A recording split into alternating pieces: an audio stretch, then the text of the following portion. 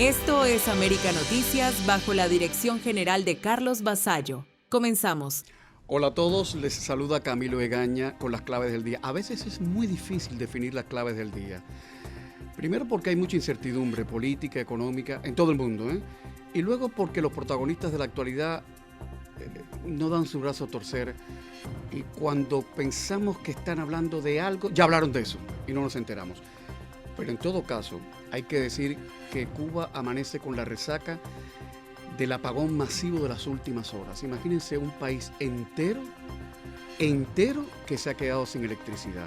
Ya la situación era difícil antes de que el Sistema Nacional Eléctrico se viniera abajo, porque había 11 entidades generadoras que ya no estaban produciendo electricidad. Es la crónica de una caída anunciada porque ya se veía venir y pasó. El Sistema Nacional Eléctrico quebró. La Guitera, que es la principal termoeléctrica del país, se ha roto por la vez número 17 en lo que va de año. En medio de todo eso, ese que le dicen el cangrejo, Raúl Guillermo Rodríguez Castro, el nieto de Raúl Castro, ha dado el do de pecho en una entrevista con el enviado especial a La Habana del periódico USA Today. Ha prometido una prosperidad difícil de imaginar, cita textual. O sea, este muchacho, que es reconocido por ser funcionario del Ministerio del Interior y ser la sombra de su abuelo, el guardaespaldas, y parece ser el nieto preferido de su abuelo, pues ya está hablando como un líder de Estado, como un estadista. E incluso se atrevió a prometer la liberación de las personas, dice él, consideradas presos políticos. O sea, por primera vez en más de 60 años, alguien desde el gobierno, desde la dinastía Castro, está hablando por primera vez de presos políticos. Pero ya, entusiasmado, el cangrejo ha dicho que está dispuesto a hablar con cualquiera de la parte norteamericana, porque él es el interlocutor ideal para eso. Lo de modestia, no sé si sabe lo que es la modestia, porque no sé cuáles son las credenciales intelectuales de este señor para decir tal cosa. En todo caso, llegó a decir que si tiene que hablar con Donald Trump, va a hablar con Donald Trump, y eso no significa que no deje de admirar, de amar y de respetar los ideales de Raúl Castro y de Fidel Castro. O sea, el nietísimo, está diciendo: hay que hacer reformas, hay que liberar a los presos políticos, estoy dispuesto a restablecer, recuperar el diálogo con Estados Unidos, pero dentro de los marcos del castrismo. Ahí seguimos. No sé si lo ha dicho de dientes para afuera o si lo ha dicho de corazón. Nunca se sabe. Pero la pregunta que salta es: ¿por qué el cangrejo y no otra persona en ese presunto diálogo con Estados Unidos? ¿Este hombre está representando solo a su familia, a la dinastía de los Castro, o está representando al Estado cubano o a todo el pueblo cubano? Mientras tanto, los analistas más sesudos, más concienzudos se preguntan: sin la amenaza militar de Estados Unidos, el régimen cubano podría creer perfectamente que ya todo lo peor pasó y empezar a ganar tiempo. ¿Puede que eso sea lo que está ocurriendo? Porque el régimen cuenta de alguna manera con la derrota del Partido Republicano en las elecciones de medio término. Si tal cosa sucediera, y perfectamente puede suceder, quiérenlo ustedes o no, es lo que dicen los pronósticos. Si eso sucede, pues la pregunta es: ¿el presidente Trump puede mantener el nivel de presión política contra Cuba? Porque hay mucha gente dentro del Partido Demócrata que no quiere que toquen a Cuba, No todo el Partido Demócrata. Hay gente en el Partido Demócrata que quiere la democracia y la libertad para Cuba, pero los hay, sobre todo el área más ortodoxa, más de extrema izquierda, que defiende lo que ellos llaman la soberanía cubana. ¿Qué podría pasar si viene un descalabro, una debacle del Partido Republicano en las elecciones de medio término? Ojo, no pongan esa cara. Puede que pase, Puede que pase. Son preguntas que hay que hacerse, porque preguntando se llega a Roma, porque solo las personas inteligentes hacen preguntas. Los imbéciles tienen certezas. Los inteligentes, dudas.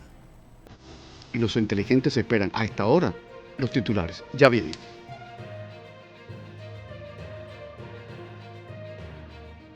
La embajadora de Cuba en Uruguay niega que el nieto de Raúl Castro tenga poder pese a sus gestos como posible interlocutor con Trump. La Habana admite que el diálogo con Trump sigue estancado. El régimen busca apoyo en la ONU mientras Washington mantiene la máxima presión. Mientras Cuba sigue a oscuras, Díaz-Canel mira hacia Venezuela. El régimen evita hablar del colapso eléctrico y centra su discurso en la tragedia venezolana. La Habana gana una votación en la ONU, pero no logra cambiar la política de Trump. Les contamos. Además, Miguel Cosío analiza con Sebastián Arcos del Instituto de Estudios Cubanos las revelaciones de El Cangrejo, su salto del ámbito militar al político y el papel que podría buscar en una futura relación entre Washington y La Habana. Camilo Egaña analiza con Alberto Milián si Estados Unidos puede seguir liderando el mundo en medio de los desafíos que enfrenta su democracia. Félix Guillermo analiza con Antonio de la Cruz la respuesta de Estados Unidos ante la tragedia en Venezuela, el papel de Washington en la ayuda humanitaria y los retos políticos que deja la catástrofe. Información confiable y al momento, aquí en América Noticias.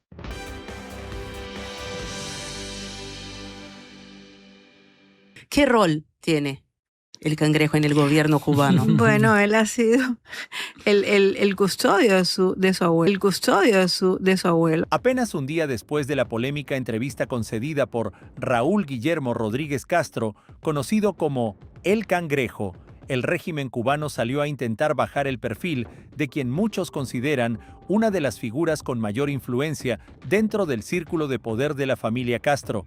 La encargada de hacerlo fue la embajadora de Cuba en Uruguay, Lisette Pérez, quien aseguró que el nieto de Raúl Castro no ocupa ningún cargo político dentro del gobierno y rechazó las versiones que lo presentan como un hombre con poder dentro del régimen. Durante una entrevista con una emisora uruguaya, la diplomática insistió en que Rodríguez Castro solo es el jefe de la escolta del exgobernante cubano. Incluso calificó como especulaciones, medias verdades y manipulaciones las informaciones que lo describen como una figura influyente dentro de la cúpula castrista. La embajadora también aprovechó para defender la versión oficial sobre la crisis cubana. Atribuyó el colapso económico, la escasez y las dificultades para conseguir combustible principalmente a las sanciones de Estados Unidos, una explicación que volvió a generar críticas entre sectores de la diáspora cubana y opositores al régimen. Sin embargo, las declaraciones de la diplomática contrastan con la entrevista publicada por USA Today. En ella, el propio El Cangrejo aseguró que está dispuesto a negociar directamente con Donald Trump, habló sobre la posible liberación de presos políticos, defendió la continuidad del sistema instaurado por su familia y dejó claro que los llamados dirigentes históricos seguirán teniendo un papel determinante en el futuro de Cuba. Mientras la embajadora insiste en que El Cangrejo no tiene ningún poder político, sus propias declaraciones y su protagonismo público alimentan el debate sobre quiénes toman realmente las decisiones dentro del régimen cubano y quién podría representar a la nueva generación del poder castrista, informó Camilo Lavastilla para América Noticias.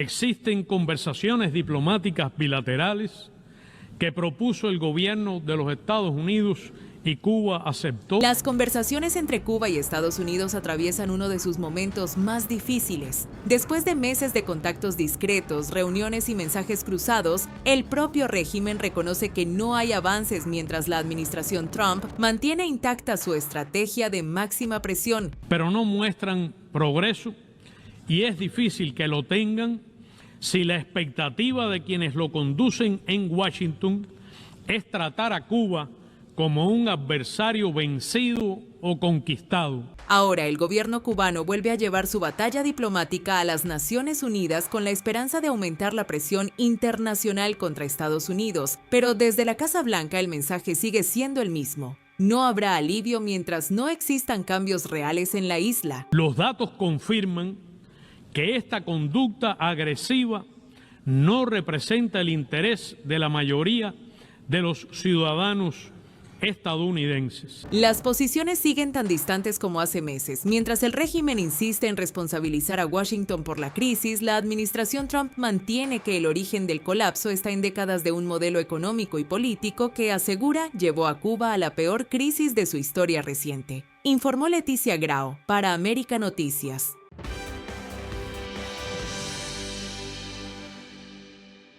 En nombre del Partido, del Estado, del Gobierno y del pueblo cubanos, expresamos nuestras más sentidas condolencias al pueblo y gobierno de la hermana República Bolivariana de Venezuela. En estos momentos de inmenso dolor nos solidarizamos con los familiares y allegados de las víctimas de los terremotos ocurridos y expresamos el compromiso de apoyo para enfrentar las consecuencias de este desastre natural.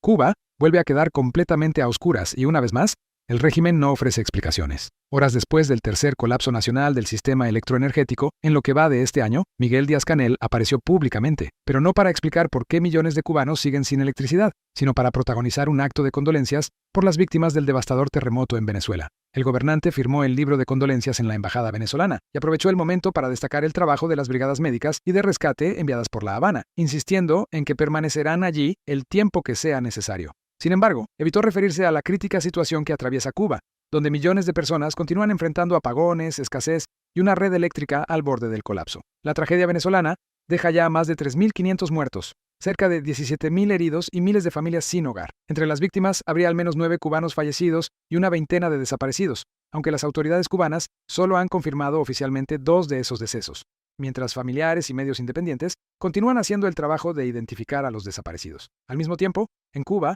el régimen sigue sin explicar qué provocó el nuevo colapso eléctrico que dejó sin servicio a casi toda la isla. En La Habana, apenas una pequeña parte de los clientes había recuperado la electricidad horas después del apagón, mientras Díaz-Canel volvió a responsabilizar a Estados Unidos y al embargo, sin ofrecer detalles técnicos sobre las causas del fallo, ni asumir responsabilidades por el deterioro del sistema. La combinación de ambas imágenes vuelve a alimentar las críticas contra un gobierno que dedica esfuerzos a proyectar solidaridad internacional mientras millones de cubanos permanecen sin luz, con apagones de hasta 40 horas, escasez de combustible y un sistema eléctrico que acumula colapsos cada vez más frecuentes. Mientras Venezuela enfrenta una de las peores tragedias naturales de su historia, en Cuba crecen las preguntas sobre un gobierno que vuelve a utilizar el discurso político en medio del dolor ajeno, mientras sigue sin responder por una crisis energética que mantiene a todo un país viviendo entre apagones e incertidumbre. Informó Enrique López para América Noticias. Entre líneas, la noticia detrás de la noticia. Cuba está literalmente a oscuras y decía que no es una metáfora, es una realidad, como que alguien llegó y apagó la luz, ¿no? El país quedó literalmente a oscuras en medio de protestas callejeras, de cacerolazos. Es el séptimo que ocurre en 18 meses, que la isla queda totalmente a oscuras. Parcial, ha habido otros, pero totalmente el séptimo en 18 meses. Y ese es el tercer apagón total desde lo que va de año en curso, el 2026. Y esto es el resultado de años, de décadas de dejadez, de desatender y de no dar el mantenimiento adecuado a los motores fundamentales que hacen correr un país. Tiene que ver con termoeléctricas y también con otros renglones importantes para que un país pueda ser próspero, pueda avanzar, pueda darle a su pueblo lo que necesita. Durante más de 30 años ha habido falta de mantenimiento en las plantas termoeléctricas y vamos a hablar específicamente, lo he mencionado anteriormente en el programa, la más importante del país es la termoeléctrica Antonio Guiteras. Ha estado fallando hasta que llegó literalmente al colapso. El régimen ha manejado durante todo este tiempo el país a su antojo, con irresponsabilidad, mala gestión administrativa y un total desprecio por el bienestar de los ciudadanos y por el futuro del país, que es un país sin futuro, ¿no? Por eso es que tanta gente joven sale del país y quedan los envejecientes, y los números reflejan esto internamente dentro de Cuba. Estos apagones, ustedes se lo imaginan, ¿no? Afectan hospitales, la poca comida que hay refrigerada, pues se estropea, se echa a perder y ha generado un clima de protestas, como mencionaba anteriormente, de cacerolazos, de un gran disgusto y el régimen sin respuestas. o la respuesta es culpar al embargo, de las restricciones, de la entrada de petróleo, cuando este abandono del que estaba hablando, esos problemas datan de hace más de 30 años, no son recientes, eso es una cadena de acontecimientos y este es el resultado. Según expertos, el sistema eléctrico cubano requeriría una inversión para poder arreglar los problemas que se calcula entre 8 y 10 mil millones de dólares para poder arreglar los problemas de las termoeléctricas, entre 8 a 10 mil millones de dólares. El tema es que los cubanos están ante un huracán perenne que queda ahí estacionario sobre la isla. La pregunta es ¿hasta cuándo? Continuamos.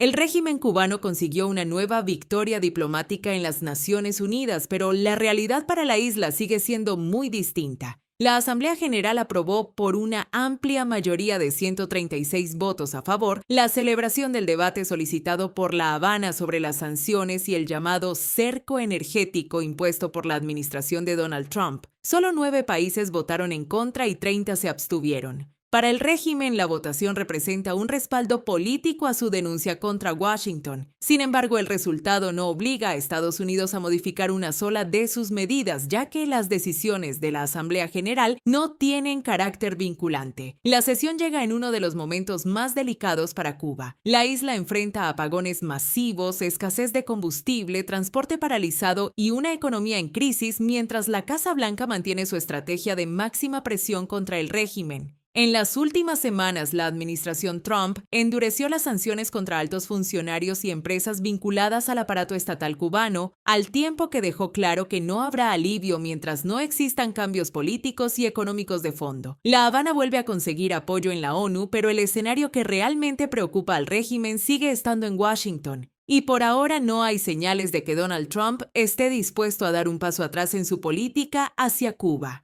Informó Leticia Grau para América Noticias. Noticias en un minuto. El embajador de Estados Unidos ante la ONU, Michael Waltz, mostró fotografías de presos políticos cubanos durante su intervención ante la Asamblea General, en un tenso cruce con la delegación del régimen cubano encabezada por Bruno Rodríguez. Waltz recordó las protestas del 11 de julio de 2021 y acusó al régimen de encarcelar a ciudadanos por pedir libertad. El diplomático afirmó que no se trata de personas violentas ni armadas, sino de artistas, músicos y poetas encarcelados por expresarse. No están armados, no son violentos. Llevan flores, escriben poemas y escriben música. Durante el discurso, Bruno Rodríguez presentó varias mociones de orden y llegó a llamar mentiroso a Waltz. Señor Waltz, esta es la Asamblea General de Naciones Unidas. No es un grupo de Signal ni es la Cámara de Representantes. Mientras la presidencia de la Asamblea tuvo que intervenir para restablecer el orden. Un informe de América Noticias. El periodista Mark Caputo, corresponsal de la Casa Blanca para Axios, recordó este lunes que ese medio había advertido semanas atrás sobre la posibilidad de un colapso en Cuba durante el verano, después de que la isla sufriera un nuevo apagón total del sistema electroenergético nacional. El periodista acompañó su mensaje con un enlace a una información de Associated Press, que atribuye el apagón al agotamiento de las reservas de combustible y al deterioro de la infraestructura eléctrica cubana. Según esa información, funcionarios estadounidenses consideraban posible el colapso del gobierno totalitario de Cuba tan pronto como este verano, y habían revisado planes de respuesta para distintos escenarios de inestabilidad. El apagón registrado este lunes constituye el 7º colapso total del sistema electroenergético nacional en los últimos 18 meses y el tercero ocurrido en lo que va de 2026. Un informe de América Noticias.